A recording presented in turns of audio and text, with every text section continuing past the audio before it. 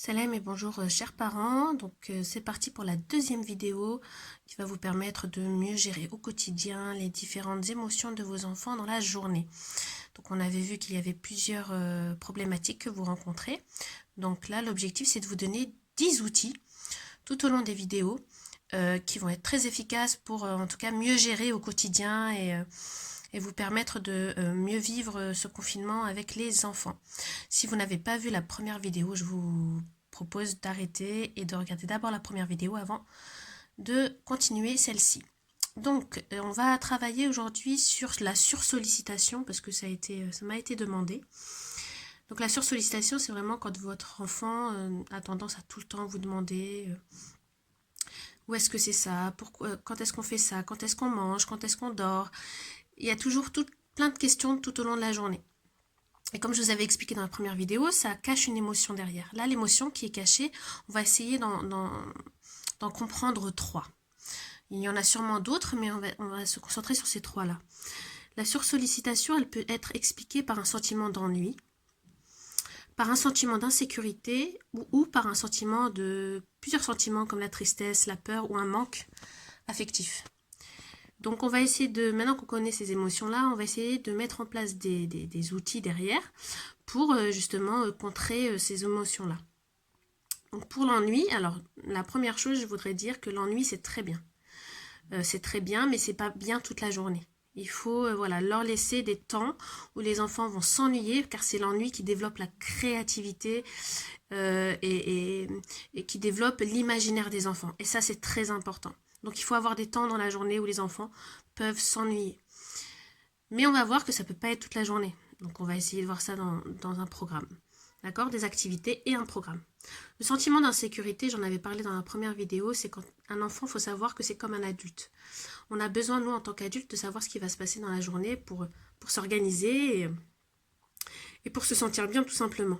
Quand on ne sait pas ce qui va se passer l'heure d'après ou la demi-heure d'après, on est totalement perdu et on est dépendant en fait des autres. Et c'est ce qui se passe avec vos enfants, c'est pour ça qu'ils vous sollicitent tout le temps. Donc les rituels, c'est quelque chose de très important pour les enfants. Vous le voyez avec les rituels du soir, brosse à dents, l'histoire, le petit bouillon sur le front, etc. On voit très bien que si on oublie quelque chose dans le rituel, les enfants vont vous le faire remarquer tout de suite. Ben là, c'est pareil. Il faut que ces rituels, ce soient des rituels toute la journée. Donc pour ça, on va mettre en place un emploi du temps et une organisation.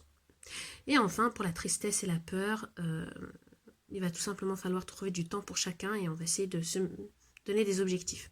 On va pas pouvoir tout traiter aujourd'hui, mais on va commencer par l'insécurité. Tiens, on va commencer par l'emploi du temps. Donc on y va. Donc, je vous propose de faire tout simplement un emploi du temps. Je vous propose de faire un emploi du temps. Et ça, c'est très important. Si vous n'avez pas ça à la maison, vous n'allez pas pouvoir régler le problème de sursollicitation. Donc moi j'ai cet emploi du temps là, c'est un outil que j'ai, mais vous pouvez totalement le faire sur une affiche et le faire à la main. Donc voilà, heure par heure. Et du coup, dans cet emploi du temps, on essaie de varier entre des temps où ils sont dans leur chambre et du coup ils peuvent développer l'ennui, leur créativité, etc. Des temps de sport, bon il y a les devoirs à faire, il y a un temps calme lecture, après ils ont un documentaire tous les jours, ensuite il y a l'activité du jour avec papa-maman, donc ça c'est obligatoire tous les jours, on essaie de consacrer aux enfants 1 heure par jour, mais vraiment en dehors du télétravail, etc., de leur proposer une vraie activité, on éteint les téléphones et on est totalement avec les enfants. Ensuite, il y a le goûter. Ensuite, on recommence les jeux dans la chambre ou dans le jardin quand il fait beau. Après, il y a les petits rituels du soir. Et enfin, il y a le dodo.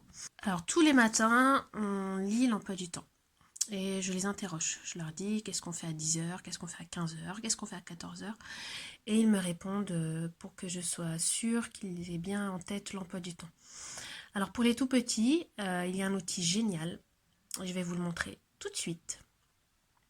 Qui va permettre de gérer ces heures-là et aussi le temps, parce que c'est 1 heure à chaque fois. Donc je vous montre ça tout de suite.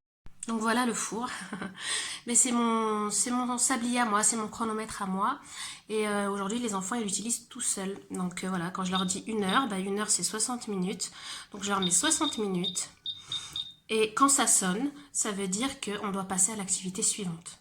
Et quand ils me demandent, mais il reste combien de temps, il reste combien de temps, je leur demande d'appuyer, ils ont juste appuyé ici, et ils savent, bon là il reste 1 heure, mais sinon ils savent qu'il reste 58 minutes, soit 30 minutes, 35 minutes.